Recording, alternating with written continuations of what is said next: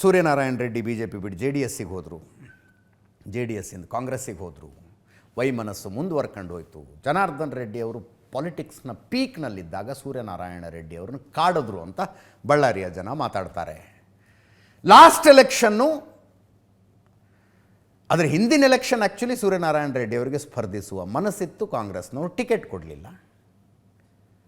Last ಎಲೆಕ್ಷನ್ಗೆ 2023ರ ಚುನಾವಣೆಗೆ ನಿಮಗಿಲ್ಲಪ್ಪ, ನಿಮ್ಮ ಮಗನಿಗೆ ಟಿಕೆಟ್ ಕೊಡ್ತೀವಿ ಅಂಥೇಳಿ ನಾರಾ ಭರತ್ ರೆಡ್ಡಿ ಕಾಂಗ್ರೆಸ್ ಟಿಕೆಟ್ ಕೊಡ್ತು. ಭರತ್ ರೆಡ್ಡಿ ಗೆದ್ದುಬಿಟ್ರು. ಗೆದ್ದಿದ್ದು ಹೆಂಗೆ ಅದು?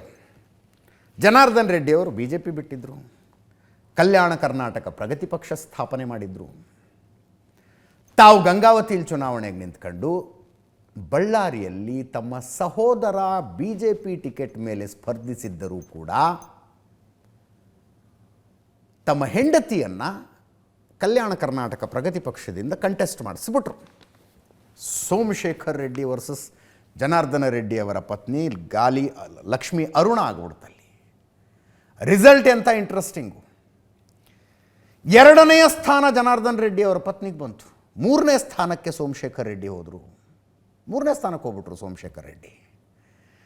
48,577 ಓಟುಗಳನ್ನು ಅರುಣ ಅವರು ತಗೊಂಡ್ರೆ 37,155 ಓಟು ಸೋಮಶೇಖರ್ ರೆಡ್ಡಿ ತಗೊಂಡ್ರು. 37,863 ಓಟಲ್ಲಿ ನಾರಾ ಭರತ್ ರೆಡ್ಡಿ ಗೆದ್ದುಬಿಟ್ರು. 37,863 ಓಟ್ನಲ್ಲಿ ನಾರಾ ಭರತ್ ರೆಡ್ಡಿ ಗೆದ್ದದ್ದು. BJP ಮತ್ತು KRPP ಕಲ್ಯಾಣ ಕರ್ನಾಟಕ ಪ್ರಗತಿ ಪಕ್ಷ ಎರಡೂ ಸೇರಿಸಿದ್ರೆ 85,000 ಓಟು ಬಂದಿತ್ತು. ನಾರಾ ಭರತ್ ರೆಡ್ಡಿ 86,000 ತಗೊಂಡಿದ್ರು.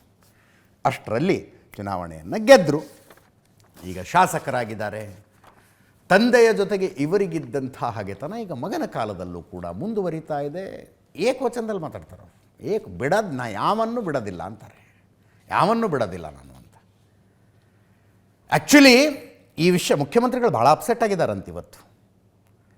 ಜಮೀರ್ ಅಹಮದ್ ಖಾನ್ ಅವರು ಅಪ್ಡೇಟ್ ಕೊಡೋಕ್ಕೆ ಹೋಗಿದ್ದಾರೆ ಮುಖ್ಯಮಂತ್ರಿಗಳ ಗೃಹ ಕಚೇರಿಗೆ ಏನೇನಾಗಿದೆ ಅಂತ. ಜಮೀರ್ ಅಹಮದ್ ಖಾನ್ ಅಲ್ಲಿನ ಇನ್ಚಾರ್ಜ್ ಮಿನಿಸ್ಟರ್, ಉಸ್ತುವಾರಿ ಸಚಿವರು, ಅಪ್ಸೆಟ್ಟಾಗಿ ಜಮೀರ್ ಅಹಮದ್ ಖಾನ್ ಮೇಲೆ ರೆಗಾಡೋದಕ್ಕೆ ಹೋದ್ರಂತೆ ಮುಖ್ಯಮಂತ್ರಿಗಳು.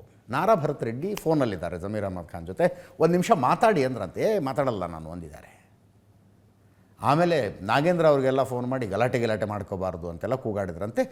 ಮುಖ್ಯಮಂತ್ರಿಗಳಿಗೆ ಸಿಟ್ಟು ಬಂದಿದ್ದು, ನೀವು ಜನಾರ್ದನ್ ರೆಡ್ಡಿ ಮನೆ ಮುಂದೆ ಯಾಕೆ ಬ್ಯಾನರ್ ಕಟ್ಟಕ್ಕೆ ಹೋಗಿದ್ರಿ ಅಂತ.